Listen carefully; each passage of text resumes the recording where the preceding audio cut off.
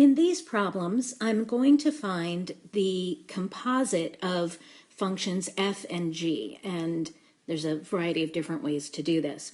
So we're given that f of x is x squared plus 8, and g of x is x squared minus 4. So we're going to start with part A by finding f of g of x. And what this means is that we're going to take the second function g, and we're going to plug it in to the function f. So I'm starting with my function f. And my function f, which says x squared plus 8.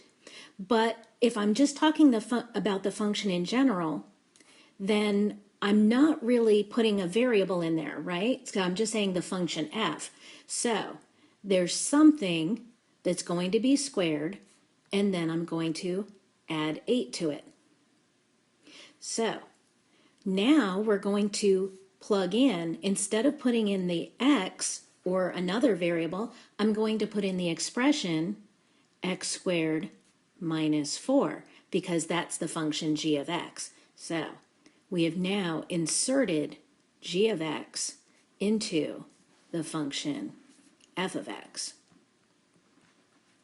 And that's what that means to find f of g of x. All right, so now, let me get rid of some of this. Okay, so now I will say that this is equal to x squared minus 4 times x squared minus 4. So I have this x squared minus 4 quantity squared, and then an 8 added to it. If it was just this expression, I could even just leave it alone. But I do need to simplify this, so I go ahead and FOIL. And x squared times x squared is x to the 4th. And on the outside, we get a minus 4x squared.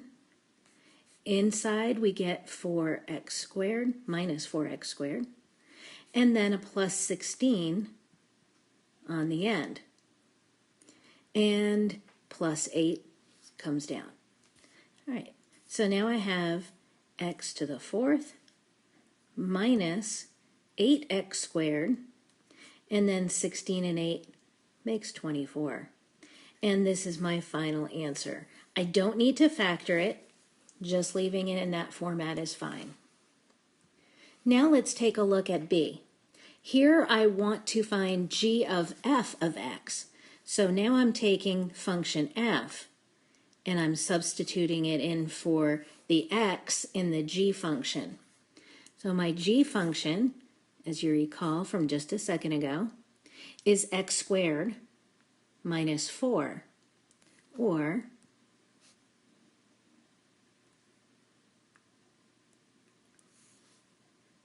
we have just blank squared minus 4 if we're just talking about the function in general.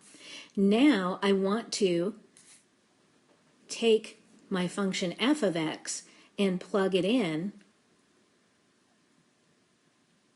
to g of x. So f of x was x squared plus 8, and I just write that in the place. So anywhere that there had originally been an x, I would take out the x and just replace it with whatever f of x is. And of course, you want to do that in parentheses.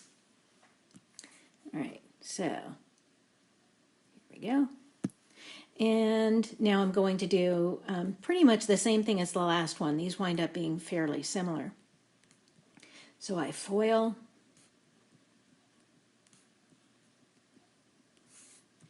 And I get x to the 4th plus, I'm going to go ahead and just make that as 16x squared plus 64, and then a minus 4 on the end.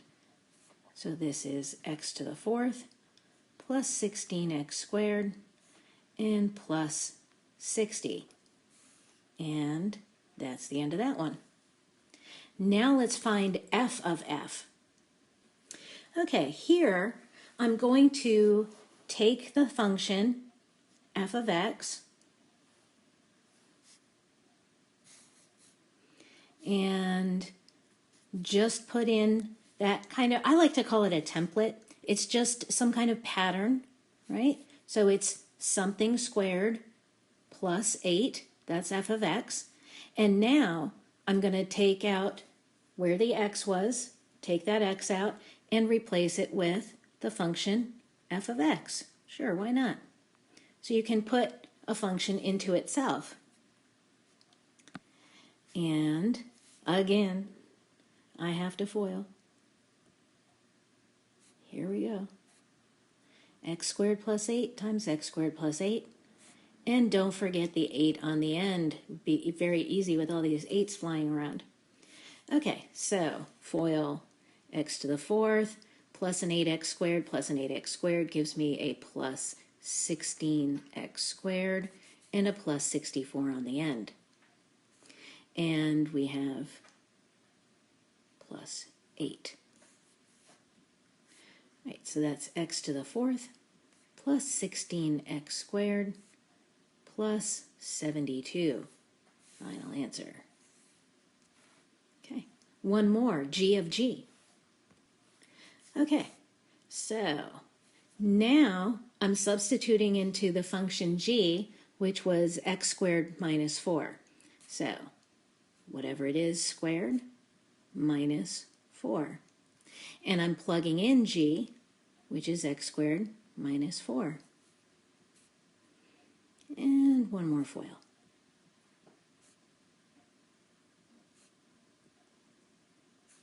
And don't forget to copy the whole thing. There we go. All right. So I've got x to the 4th minus 4x squared, and a minus 4x squared makes a minus 8x squared. And there's a plus 16, and then minus 4 on the end. Right, so that's x to the 4th minus 8x squared plus 12. And that is my final answer for that group.